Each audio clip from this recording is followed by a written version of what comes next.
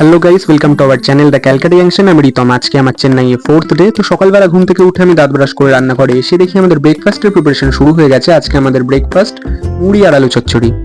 চেন্নাইতে এসে দিদিকে এত কাজ করতে দেখে আই এম তো অবাক, কারণ ব্রেকফাস্ট শেষ হতে না হতেই দিদি একেবারে লাঞ্চের জোগাড় করে একেবারে দিয়ে দিল জামাইবাবুকে, কারণ রান্নাটা জামাইবাবু করবে। তারপর আমরা চলে এলাম বারান্দায় এসে অনেকক্ষণ ধরে দিদিকে দেখছি যে এই আম গাছটার চারিপাশে ঘুরঘুর করছে। আমি তো বুঝতে পারছিলাম না যে ওর মাথায় কি চলছে। তারপর দেখি যে একটা আম, মানে তখন থেকে দিদি ধরছে আবার রেখে দিচ্ছে, মানে দিদি আসলে দেখছে যে কেউ ওকে নোটিস করছে কিনা, ভালো করে এখন নোটিস করছে। তারপর যখন দেখলো কেউ আর দেখছে না, আমটা মানে নিতে গিয়েও নিতে পারছে না, মানে এখন ভালো করে দেখছে সিসিটিভির মতো, দেখলো এখন কেউ দেখছে না, একদম সেট করে আমটাকে নিয়ে একেবারে দিদির তো হেভি মজা। এদিকে এবার আমরা রান্নাঘরে এসে দেখি জামাইবাবু একদম মন দিয়ে রান্না করছে। এখন ভেজিটেবল পকোড়া করছে রেডি। ভেজিটেবল পকোড়া হয়ে গেছে রেডি। আর দিদি যেহেতু বারবার খেয়ে চলে যাচ্ছিল, সেই জন্য দিদিকে দেওয়া হয়েছে শাস্তি। আমরা দিদিকে রান্নাঘরে আসতে দিচ্ছিলাম না। তারপর পকোড়া রেডি হতে আমিই দিদিকে একটা দিই। কেমন এটা? তো ফাইনালি আমাদের দুপুরের খাবার রেডি। আজকে আমাদের দুপুরের মেনু হচ্ছে ভাত, ভেজিটেবল পকোড়া আর ডিমের ঝোল। তো তাড়াতাড়ি দুপুরের খাবার খেয়ে আমরা বেরিয়ে পড়লাম ঘুরতে। তো আজকে আমরা সিদ্ধান্ত নিয়েছি যে আমাদের যে লোকালিটিতে যে মন্দিরগুলো আছে সেগুলো সব ঘুরবো। তো মন্দিরে যাওয়ার আগে প্রথমে আমরা চলে এলাম এই চায়ের দোকানে, কারণ আমরা চায়ের দোকানে আগে চা খেয়ে আজকে আমাদের ঘোরা শুরু করব। তো আমাদের দাদা দিয়ে দিল চা। তারপর আমি আর দিদি তাড়াতাড়ি করে চাটা খেয়ে নিলাম, কারণ আজকে আমরা বেশ 3-4টে মন্দির ডিসিশন নিয়েছি যে ঘুরবো। তো তোমাদের সমস্তটাই ব্লগে দেখাবো। তো এখন আমরা যে মন্দিরটা এসেছি, মন্দিরের নাম হচ্ছে পজন্ডি আম্মান টেম্পল। তো তামিলনাড়ুর একটা বৈশিষ্ট্য হচ্ছে যে এখানকার অধিকাংশ মেয়েরা মাথায় গাজরা পরে। তো সেই দেখে তো আমার দিদিও ভাবছে যে মাথায় একদম গাজরা পরে একদম সাউথ ইন্ডিয়ান লুক নেবে, তাই জন্য আমরা এই দিদির দোকান থেকে নিয়ে নিলাম একটা গাজরা। দিদি নিজেই একেবারে দিদির মাথায় বেঁধে দিল। তামিলনাড়ুর প্রত্যেকটা মন্দির দেখলেই মনে হয় যেন বাহুবলী 2 এর কোনো একটা সেটে এসে গেছি। তো আমরা এখন মন্দিরটা ভেতরে ঢুকবো, ঢুকে তোমাদের দেখাবো কেমন মন্দিরটা। মন্দিরের গেটটা বেশ একটা অন্যরকম ডিজাইন, আর ভেতরে ঢুকেই একদম বেশ একটা চারিদিকে খোলামেলা পরিবেশ, আর তার মাঝখানে মন্দিরটা। শুধু একটা মন্দির না, এখানে পাশাপাশি ছোটখাটো বেশ কয়েকটা মন্দির আছে এই একটা মন্দিরের এরিয়ার মধ্যেই। তো প্রথমে গিয়েই আমরা আগে ঠাকুরের আশীর্বাদী তিলক নিয়ে নিলাম। এবার তোমাদের মন্দিরের চারিপাশটা ঘুরিয়ে দেখাবো।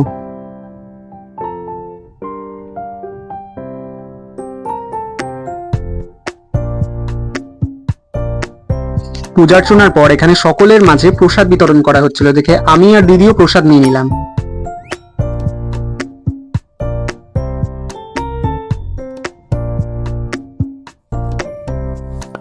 এখন আমরা আরেকটি গর্ভগৃহের দিকে গেলাম। এখানে গণেশ মূর্তি আছে। এখানে প্রত্যেকটি মন্দিরেই প্রায় গণেশ মূর্তি থাকেই। তারপর এখানে অনেকে প্রদীপ জেলে রেখেছে, তারপরে মনসা দেবীর মূর্তি। আর এখানে দেখতে পেলাম সবাই এই মূর্তিগুলোকে প্রদক্ষিণ করছে দেখে আমিও প্রদক্ষিণ করতে শুরু করে দিলাম। এখানে মন্দিরের দেওয়ালে বিভিন্ন দেবদেবীর আরো মূর্তি আছে, সেগুলোও তোমাদের দেখাবো। এই হলো এই মন্দিরের তুলসী মঞ্চ। এখন এই মন্দির থেকে বেরিয়ে আমরা অন্য মন্দিরের উদ্দেশ্যে যাওয়া শুরু করলাম।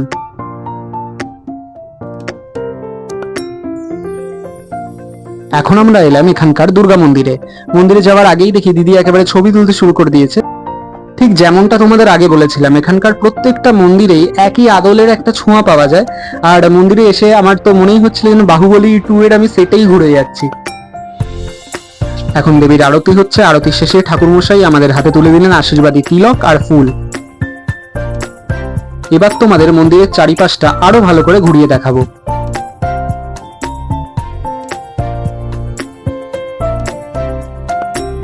এখানে মন্দিরের স্তম্ভ থেকে শুরু করে মন্দিরের যে চূড়া, সমস্ত জায়গাতেই বিভিন্ন দেবদেবীর ছবি আছে। আর ঠিক যেমনটা তোমাদের বলেছিলাম, এখানের প্রায় প্রত্যেকটি মন্দিরেই গণেশ মূর্তিটা কমন। এখন আমরা এই মন্দির থেকে বেরিয়ে অন্য আরেকটি মন্দিরে যাচ্ছি। তো আমরা এখন যে মন্দিরে পৌঁছালাম, সেই মন্দির দেখে বুঝতে পারলাম যে এখন এই মন্দির সংস্কারের কাজ চলছে। তবুও আমরা মন্দিরে প্রবেশ করলাম।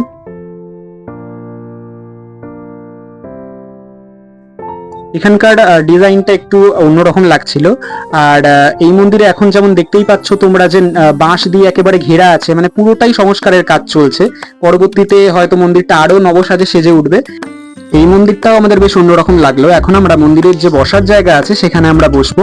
এই মন্দিরে বেশ বসার জায়গাটা ভালো লাগলো, কারণ কেউ যদি এসে পূজা অর্চনার সময় এখানে বসে থাকতে চান। এখন পূজার শেষে আশীর্বাদী তিলক, ফুল আর প্রদীপের তাপ আমরা নিয়ে নিলাম।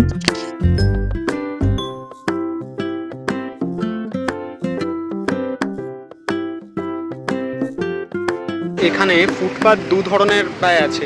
এটা হচ্ছে নর্মাল ফুটপাথ হেঁটে যাওয়ার জন্য, আর এটা হচ্ছে একটা ছোট ফুটপাথ মেন রোডের মতো। মানে এখান দিয়ে গাড়ি যায়, তবে খুব মানে আস্তে গতিতে। আর যে আমাদের রাস্তার একটা হয় না ওয়ান ওয়ে, মানে একটা সাইডে রাস্তার যেটা হয় যে একদিক দিয়ে গাড়ি আসে একদিক দিয়ে গাড়ি যায়, সেটা হচ্ছে এই সাইড দিয়ে গাড়ি আসে আর ওই পার দিয়ে গাড়ি যায়। মানে এখানে ট্রাফিক ম্যানেজমেন্ট সিস্টেমটা খুবই অন্যরকম। আমাদের কলকাতায় যেরকম আছে কি যে এক সাইড দিয়ে গাড়ি যায় আর এক সাইড দিয়ে গাড়ি আসে, তো এখানে সেটা না। তোমাদের আজকের মতো মন্দির ঘোরা শেষ। এখন তোমাদের দেখাবো এখানকার আশেপাশের কিছু খাবার জায়গা। তো প্রথমে এই দোকানে আমরা চলে এলাম, নিয়ে নিলাম 1 কাপ করে চা। তারপর চলে এলাম এই ফুড মলে। এই ফুড মলে সমস্ত দোকানই খাবারের, আর বিভিন্ন ধরনের খাবার, বিভিন্ন স্টাইলের খাবার এখানে তোমরা পাবে। তারপরে আমরা নিয়ে নিলাম হচ্ছে এই ম্যাদ্রাস কফি শপ থেকে একটা ইউনিক ধরনের কোল্ড ড্রিঙ্কস। এই কোল্ড ড্রিঙ্কসের নাম হচ্ছে গলি পপ। আর এটা একটা অন্য ধরনের, আমি কোল্ড ড্রিঙ্কস এই কারণে বললাম, এটা শিলটা খোলাটা একটা টাফের ব্যাপার। যেমন থামস আপ বা কোকা কোলার শিলটা নর্মালি একটা ওপেনার দিয়ে খোলা যায়, এটা সেটা না। এর মুখের কাছটা একটা গুলি টাইপের আছে, কাঁচের গুলি, সেটা আঙুল দিয়ে ঠেলতে হয় একদম গায়ের জোরে, তবে মানে হয়তো জিনিসটা খোলে। আমি আর দিদি এই জিনিসটা প্রথম মানে ট্রাই করছিলাম বলে হয়তো আমাদের এটা ওপেন করতে একটু সমস্যা হচ্ছিল। তো জামাইবাবু তো মজা নিচ্ছিল, কারণ জামাইবাবু এখানে এসে এই জিনিসটা অনেকবার ট্রাই করেছে, তো জামাইবাবু জানতো এখানে এটা কি করে ওপেন করতে হয়। এখন চারিপাশের খাবার দোকানগুলো তোমাদেরকে একটু ঘুরিয়ে দেখাবার চেষ্টা করব আমি।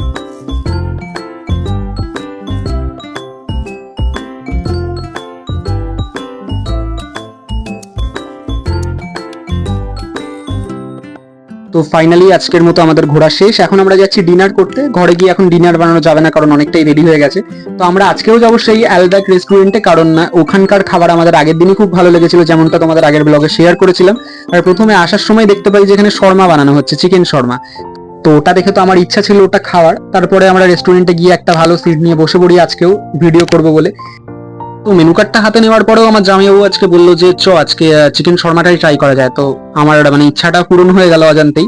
তো দিদিও বলছে যে ট্রাই করে দেখা যাক এখানকার চিকেন শর্মাটা কেমন।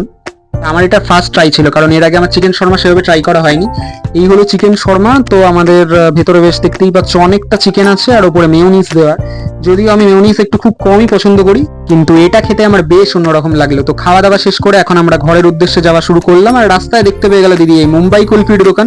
দিদি বললো এখান থেকে আইসক্রিম খেয়েই যাই। তারপর আমিও এখানে ভিডিও করা শুরু করলাম। দেখলাম এখানে নানা ধরনের আইসক্রিম, কলকাতায় যা আইসক্রিম পাওয়া যায় তার থেকে অনেক বেশি আইসক্রিম এখানে। তো তোমাদের এখানে ইনফরমেশনের জন্য বলে রাখি, আমরা যে অরুণ আইসক্রিমটা কলকাতায় খুব মানে জনপ্রিয় ইতিমধ্যে, সেই অরুণ আইসক্রিমও কিন্তু এই তামিলনাড়ুরই একটা ব্র্যান্ড। তো আমরা এখন নিয়ে নিলাম কুলফি। তারপর কুলফি নিয়ে আমরা তাড়াতাড়ি করে খেয়ে নিলাম। তো কুলফি খাওয়া শেষ করে এখন আমরা যাবো হচ্ছে ঘরের উদ্দেশ্যে। আর তোমাদের যদি এই ব্লগটি ভালো লেগে থাকে তাহলে অবশ্যই লাইক করো আমার ভিডিও আর সাবস্ক্রাইব করো আমার YouTube channel the Calcutta junction. Thank you guys.